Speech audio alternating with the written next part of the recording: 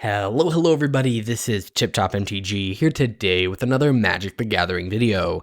In today's video, we are going to be looking at a custom set of cards based around the Iron Legion from Iron Man 3.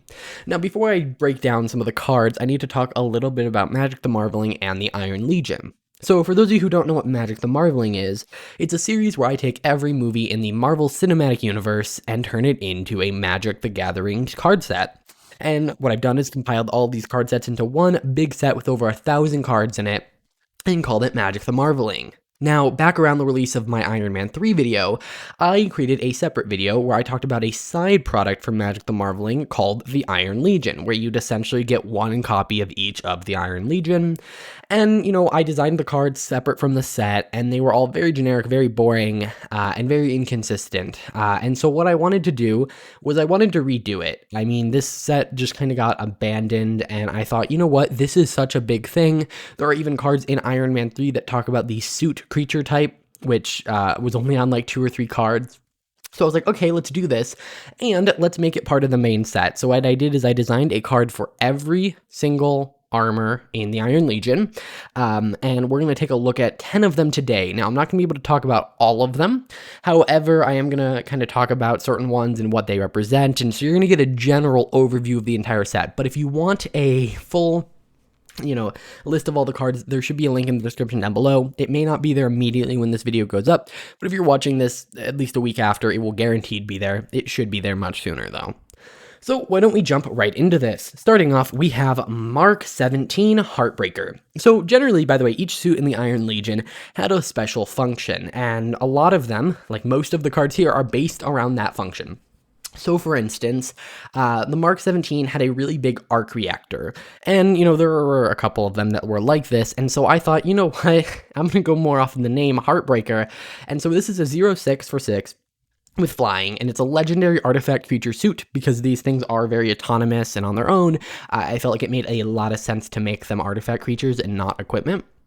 And then whenever you counter a spell you don't control, you may pay 2. If you do, put a charge counter on Mark 17. Suits you control get +1/+0 for each charge counter on Mark 17, and that includes himself, which is why he starts as a 0/6.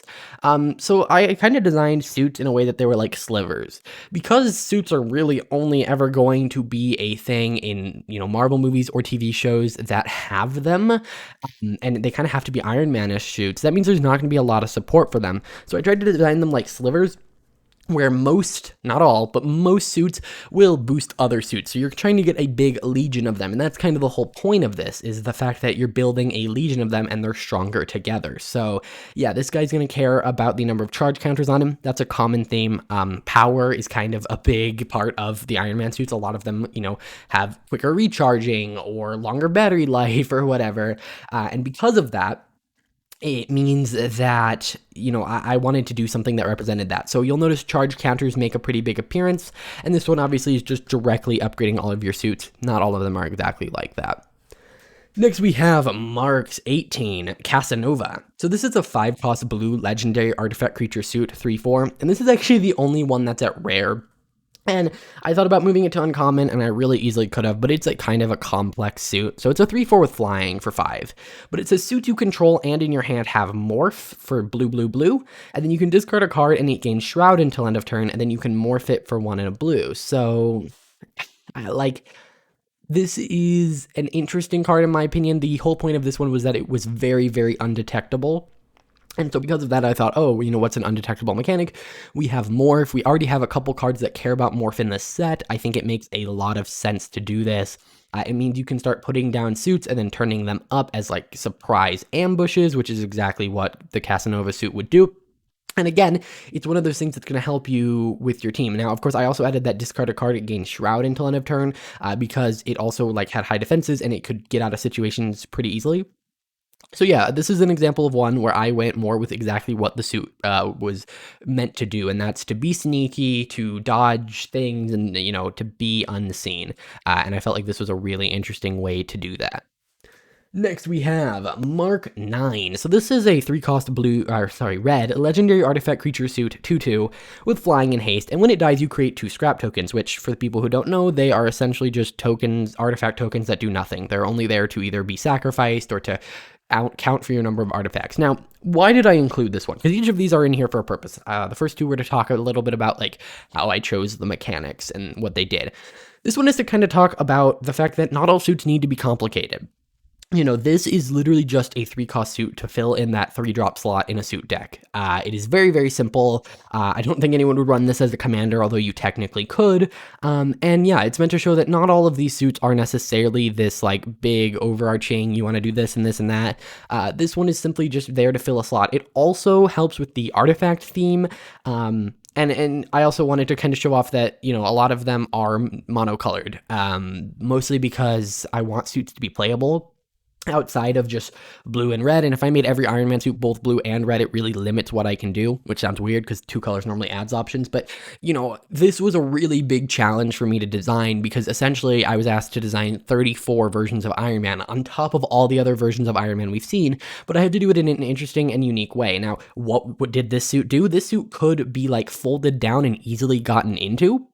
So I thought, okay, I could do something really complex, or I could make this a nice little just early game drop, and when it dies, you get scrap tokens, which are kind of like the broken down pieces of it. So yeah, this one is one to kind of showcase how maybe not all the cards are super duper powerful or like defining of the deck. Next we have Mark 40. Shotgun. It's a 2-cost red legendary artifact creature suit, 2/1 with haste and flying. So again, most of these have flying. There are a few that don't. But it says pay 1, tap, target creature you control gains haste until end of turn. If that creature is a scientist, draw a card. If you do, discard a card. So very similar to the previous one. This one, you know, helps you in those earlier turns. Now, Shotgun was a suit that was all about being quick. So I wanted to encompass that, and there are actually a lot of suits that are like, this was a fast suit. So I had to find many ways of doing that. You know, I can't just put haste on everything. And I thought this was an interesting kind of like Goblin Recruiter type of effect, but it also let you, if you were playing Scientist, draw a card and discard a card. And you might be thinking, why would you want to do that? Well, Scientists are a creature type that were introduced in some of the other sets.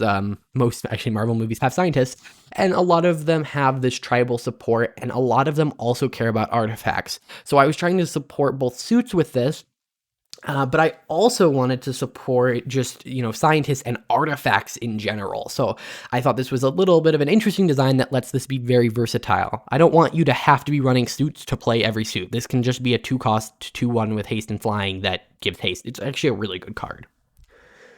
Next, we have Mark 30 Blue Steel. It's 5 blue and a red, so this is an expensive one. It's a legendary artifact creature suit, 4/3 with flying, and it says suits you control cost 1 less to cast for each charge counter on Mark XXX, and you can put a charge counter on Mark 30 for 5 mana. So yeah, that seems really expensive, but the fact that, you know, if you, for instance, put a charge counter and then start proliferating, you may be able to get like 5 counters on this, and now all your suits are really, really cheap. And so I felt like this had to be an expensive one, but Blue Steel was all about power and being more power efficient. So you know what? If you are more power efficient, you're building up charge counters, and that's making it easier to power other suits.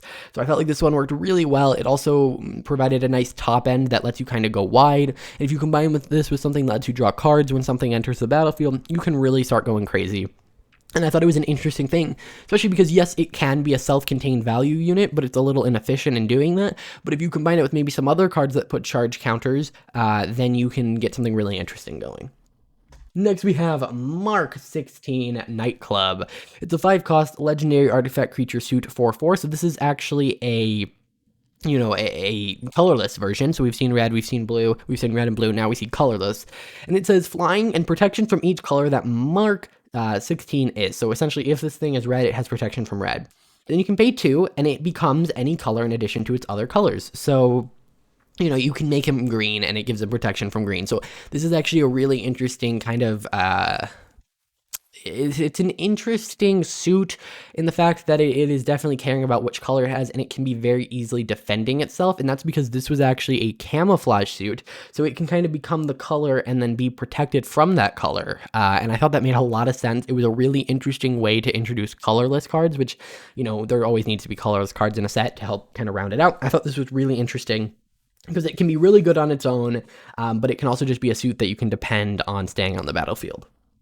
And then we have Mark 35 Red Snapper, and this is actually our first white suit. So I didn't want to limit myself to just red and blue because a lot of them had themes that I felt like I really, really needed other colors to branch into. So this one was specifically meant for helping people get out of natural disasters. And so it's a legendary artifact creature suit, 3/3 for 3, with flying and protection from lands. So essentially, if someone animates their lands and throws them at you, this thing can block them because, it's helping with natural disasters. And that's not the main point of it. It's just a fun little bonus there. But you can sacrifice it and give your suits indestructible until end of turn. So it's kind of this utility piece that can protect all your suits for instance, from a natural disaster, for instance, a damnation or a wrath of God. Any of that, you could defend your creatures against that. You could protect them essentially against the thing. And this is really just to show you that they're not all red and blue. There are some white cards in there.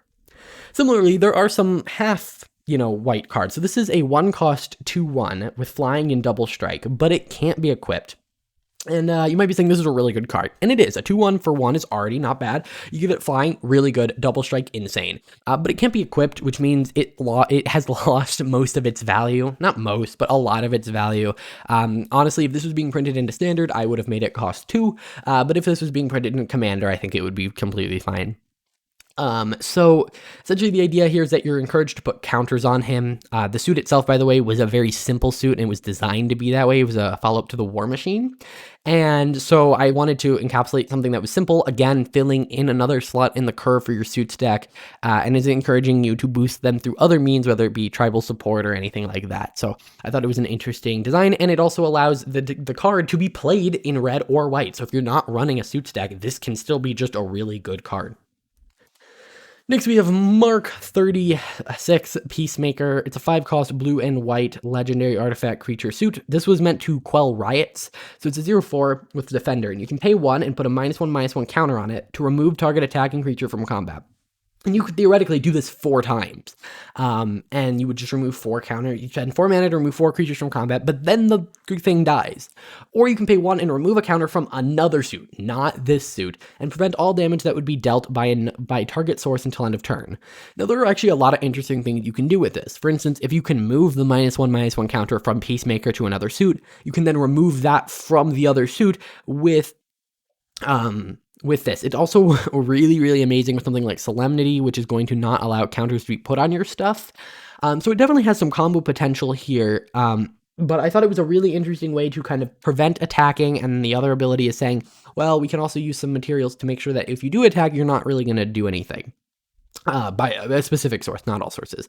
So yeah, I thought this was kind of an interesting way to kind of give you a combo you can do, but not force it to you. You can, it's not like, oh, this is obviously a combo piece, but there are definitely interesting things you can do with it.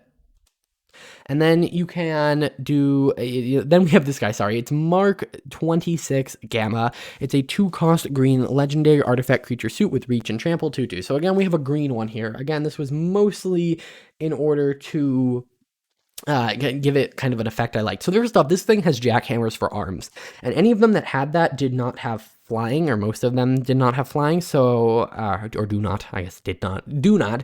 So I gave him reach and trample, and then you can pay 1 white and discard a card, and he gains protection from each color among permanents you control. So again, we're getting this, nice targets for equipment and counters and things, which is kind of what I'm encouraging here.